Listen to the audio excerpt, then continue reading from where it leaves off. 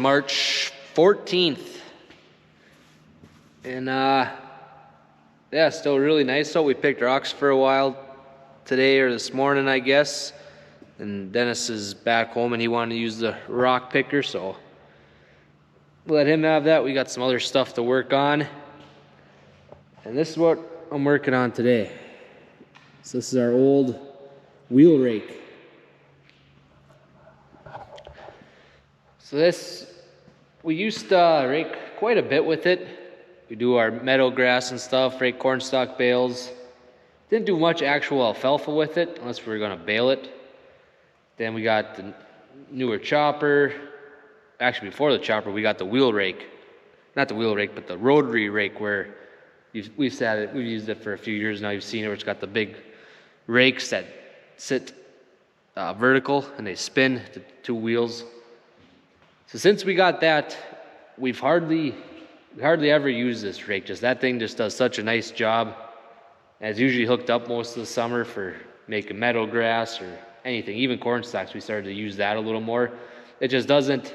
This thing, that is PTO driven, the rotary rake, where this is ground driven, where these teeth actually rub on the ground. And that's what, as you pull it, that's what makes it spin. So you get a lot more dirt in your, whether it's hay or corn stalks, whatever. So we use that rotary rake for mostly everything. So this thing, we haven't even hooked it up for a few years now. And so we're actually going to take this to the auction in Piers here this spring. They do a consignment. I don't know how to say that word, but every spring and fall, they get a really big auction. They get a lot of pieces of equipment up there. And there's a big crowd. So we decided we don't use it much. We're just going to bring it up there, see what it brings. But we're going to put some new teeth on here. Some of these, like the back ones, are the worst. Like this hole. There's a third of the teeth are missing on this one. But as you go up at the second wheel here, there is one tooth broke off. That one doesn't have a tooth broke off. This one had two. I just replaced them. So we are getting rid of it, so we really wouldn't have to fix them, but we take the time, fix it up, make it look good. It might bring a few $100 more, and if someone sees it, they realize they don't got to put any work into it. It's ready, it's field ready. So that's what we're doing. Make it look nice. That one tire, it's not flat, just a little low. Put a little air in there. But no, this has been, for what we used it for, it was a good rake. So if anyone's looking for a rake, go to Piers. I'm not sure what day it is. I think it's like April, first week of April or end of March maybe. Real nice rake will be up there. I actually don't even know what the brand name is. It's kind of rubbed off. Tanuti? Maybe. Yep, that's about all you get. A nice red rake with yellow wheels. I also almost forgot, today's March 14th. It is Dad's birthday today. And I believe he's 58. Maybe 50. I think 58. I could be wrong. Might be 59. Not 60 yet, so that's a big deal. He's not there yet. So, wish him a happy birthday. I seen when we were picking rocks, he was getting phone calls, so people must be calling him today. I know Mom or Sarah's got some dinner plans and she's picking up some cupcakes and some ice cream, so we'll celebrate that a little bit. Yeah, we're gonna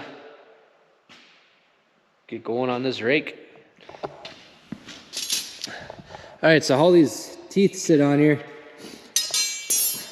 they're pretty simple actually. So around here, that plate that's got these two carriage bolts in it, that holds the rakes tight to the hub. On the back side here, you got these bolts. They come off pretty easily, just gotta loosen them up. And then you can kind of see how they're worn in there, but they kind of, I'll grab a new one here. They'll kind of sit like that, and they're spaced out so much that they don't line up with those holes, and they go up that way. The only tricky part is you loosen up like 2, and really it loosens up 3. If you take one off, 3 are loose. Can be a little tough because you gotta loosen up, like take this one off, you gotta loosen up this one to get at this one that's kind of held down by it yet. And be a really nice job if you had 3 hands, but it's not terrible. You kind of hold them just enough, get the plate back in there and hold them in there and cinch them up tight. So not a big project, but something we got time to do it, so we're doing it.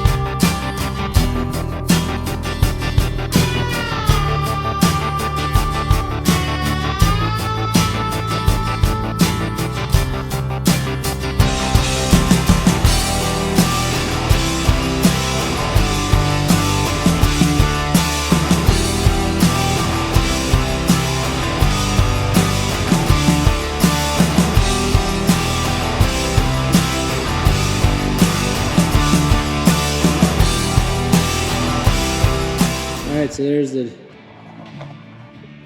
first few. So they're not perfectly straight, and it's kind of how they, once you start running them, they start wearing. They flex a lot, so they all run the same and kind of straighten themselves out.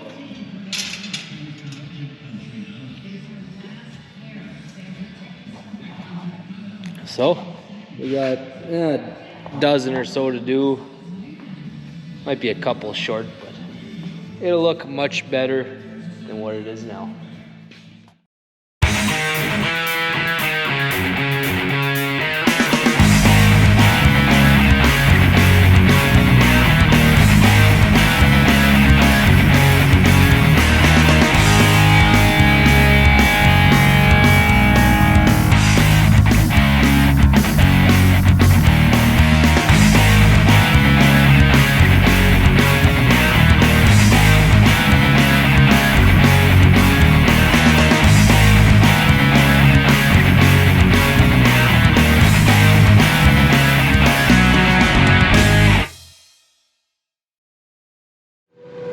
Hey everyone, March 15th today. We are making some corn stalk bales. See the baler going. So after we fixed up that rake yesterday, Dad came out here, made a few rounds,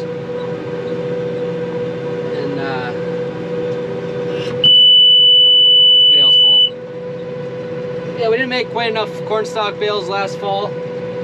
We didn't have room in the shed, so we kind of decided, instead of making bales and having them all sit outside, we're just gonna wait till spring to make some more again.